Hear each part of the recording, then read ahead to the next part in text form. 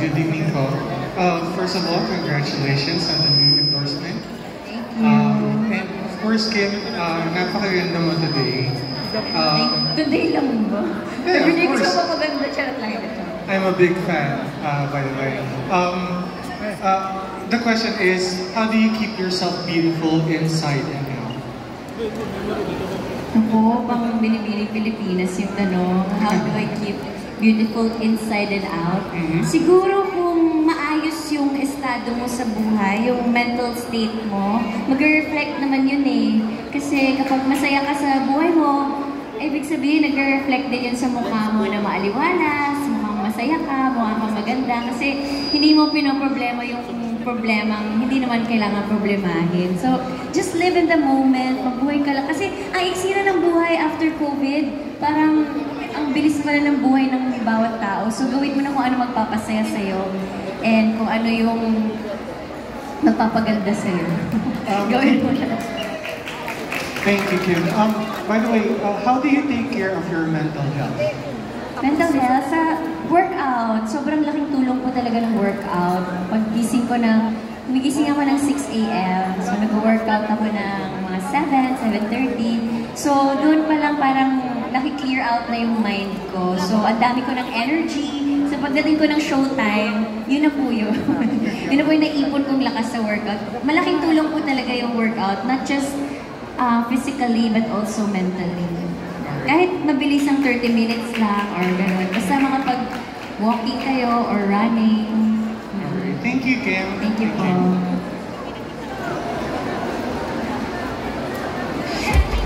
Hello po. Next po from Showbiz Bongga, Glenn Sibong. Punta mo na si Baba na ba? Kimi rito. Ay, hello po. Ay, wow, long hair na po kayo. Long hair. Diba? Shucks, kakilala ko ba kayo lang? Why not? I miss you, Kimi. I miss you too. Sana ayos yung tanong. Diba?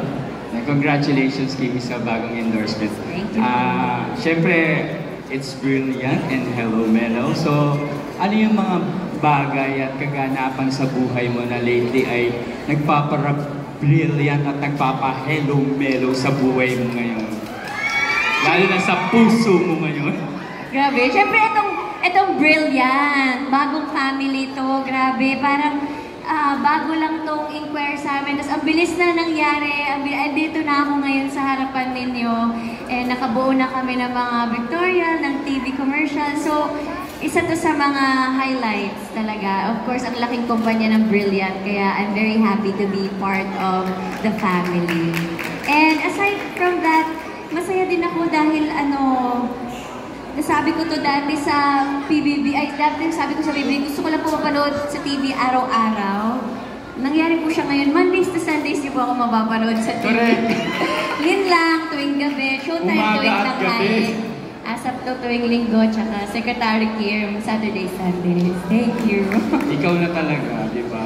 Bagay na bagay sa'yo yung Hello Melo kasi beauty and energetic. Yes, kaya cheers to that. Ayan, Kim, for my last question kay Miss Glenda. Siyempre, Miss Glenda, nung gawin niya yung commercial and nung pinili mo si Kim, ano yung mga nakita mong brilliant kay Kim na lalo na nung nakilala mo talaga siya? Actually, nung first na in-inquire namin siya, madami po talaga kaming pinagpilian. Pero si Kim po kasi talaga yung araw-araw mong mapapanood. As in, from Linlang, kahit bigyan niyo po ako ng question about Linlang, nasasagot talaga ng mga friends ko yan. Hanggang Secretary Kim.